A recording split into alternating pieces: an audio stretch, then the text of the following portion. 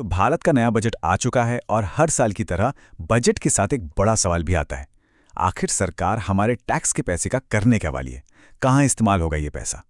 चलिए इस बार की बड़ी बड़ी घोषणाओं और उनके पीछे छिपे असली नंबरों को समझने की कोशिश करते हैं।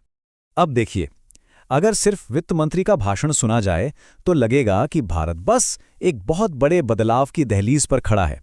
क्या क्या नहीं है? सेमीकंडक्टर मिशन 2.0, साथ high speed rail corridor, university township, AI labs.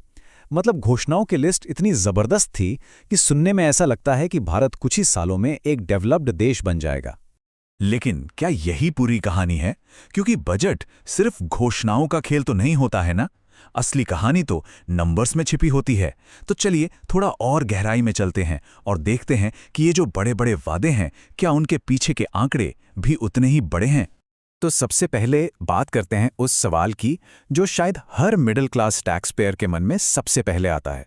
भाई, अपनी जेब पर इसका क्या असर पड़ेगा? इस बार उम्मीदें तो बहुत थीं कि शायद कंजम्पशन बढ़ाने के लिए सरकार टैक्स में कुछ राहत देगी, लेकिन सीधा सा जवाब है कुछ नहीं। इनकम टैक्स स्लैब वैसे के वैसे ही हैं, दरों में कोई बदलाव नहीं किया गया है। मतलब राहत मिलना तो दूर की बात है, टैक्स का बोझ थोड़ा बढ़ जरूर गया है। सिक्योरिटी ट्रांजैक्शन टैक्स, जिसे एसटीटी कहते हैं, उसे बढ़ा दिया गया है।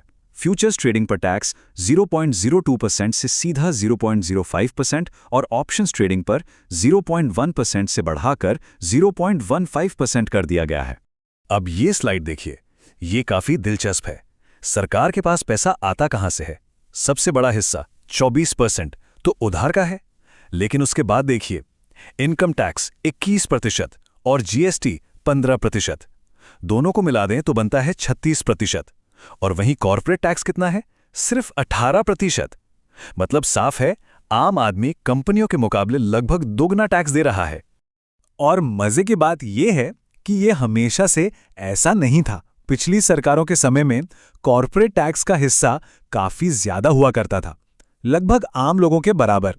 लेकिन पिछले कुछ सालों में ये ट्रेंड बदला है। कंपनियों पर टैक्स का बोझ कम हुआ है और आम लोगों पर दबाव बढ़ गया है। चलिए अब इस पूरे विश्लेषण के सबसे जरूरी हिस्से पर आते हैं, बजट भाषण में किए गए वादों और असल में दिए गए पैसों के बीच का फासला। शुरुआत करते हैं शिक्षा से जुड़े एक बहुत बड़े वादे से। इंडस्ट्रियल कॉरिडोर्स के पास 5 यूनिवर्सिटी टाउनशिप बनाने की योजना। सुनने में तो ये एक शानदार आइडिया लगता है जो इंडस्ट्री और एजुकेशन को सीधे तौर पर जोड़ेगा। लेकिन जैसे ही हम असली नंबरों को देखते हैं, कहानी पूरी तरह पलट जाती है। दशकों से एक्सपर्ट्स ये कहते आ रहे हैं कि भारत को अपनी जीडीपी का कम से कम 6% शिक्षा पर खर्च करना चाहिए। पर आज 60 साल बाद भी हम 3% का आंकड़ा भी नहीं छू पाए हैं। और इसका सीधा नतीजा क्या है? नतीजा यह है कि भारत में कॉलेजों में एडमिशन के लिए जो इतनी मारामारी है, उसकी वजह सिर्फ बढ़ती आबादी नहीं है। असली वजह है शिक्षा के लिए बजट की कमी। हमारे पास अच्छे कॉलेज और यूनिवर्सिटीज ही काफी नहीं हैं। अच्छा, हेल्थ केयर सेक्टर के लिए भी कई अच्छी घोषणाएं हुई। नए संस्थान बनेंगे, 1.5 लाख केयर गिवर्स को ट्रेन किया जाएगा, मेडिकल टूरिज्म के लिए हब बनेंगे और यहां तक कि 17 तरह की कैंसर दवाओं पर कस्टम ड्यूटी भी माफ कर दी गई। सुनने में ऐसा बहुत ही अच्छा लगता है, लेकिन यहां भी हमें वही पुराना पैटर्न देखने को मिलता है। वर्ल्ड हेल्थ ऑर्गेनाइजेशन यानी WHO कहता है कि देशों को अपनी जीडीपी का 5% स्वास्थ्य पर खर्च करना चाहिए, पर भारत का हेल्थ बजट अभी भी 2% के आसपास ही अटका हुआ है। देखिए, शिक्षा और स्वास्थ्य में कम से कम आवंटन थोड़ा बहुत तो बड़ा ही है, लेकिन अब हम एक ऐसे सेक्टर की बात करने वाले हैं जहां बजट में बढ़ोतरी तो दूर, असल में कटौती कर दी गई है। और वो सेक्टर है अर्बन डेवलपमेंट यानी शहरी विकास। पिछले साल के मुकाबले इस बार बजट में सीधे 11.6% की भारी कमी कर दी गई है। ये वही पैसा है जिससे शहरों में पानी, सीवेज, कचरा मैनेजमेंट और पब्लिक ट्रांसपोर्ट जैसी बुनियादी समस्याओं को ठीक किया जाता है। और बात सिर्फ पैसा देने की नहीं है, बात खर्च करने की भी है। पिछले साल सरकार ने पोल्यूशन कंट्रोल के लिए जितना भी पैसा आवंटित किया था, उसका 2% भी खर्च नहीं किया। इससे पता चलता है कि शायद इरादे की भी कमी है।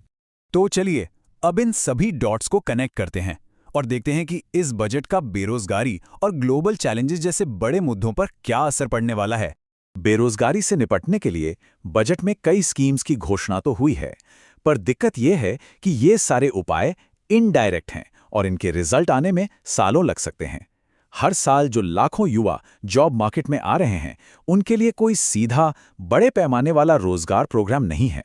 यही सेम पैटर्न एग्रीकल्चरल सेक्टर में भी है, जिस पर देश की आधी से ज्यादा आबादी निर्भर है। छोटी मोटी योजनाएं तो हैं, लेकिन फर्टिलाइजर की बढ़ती कीमतों या एमएसपी रिफॉर्म जैसे जो असल मुद्दे हैं, उन्हें पूरी तरह नजरअंदाज कर दिया गया है। अब जरा ग्लोबल चैलेंजेस पर आते हैं, और खासकर एआई क्रांति पर। देखिए, एआई ऐप्स को चलाने के लिए बड़े बड़े डेटा सेंटर्स की जरूरत होती है, और ये डेटा सेंटर्स बेहिसाब बिजली और पानी की खपत करते हैं। और इस बजट में क्या प्रस्ताव है? विदेशी कंपनियों को भारत में ऐसे डेटा सेंटर्स लगाने के लिए पूरे 20 साल की टैक्स छूट दी जाएगी।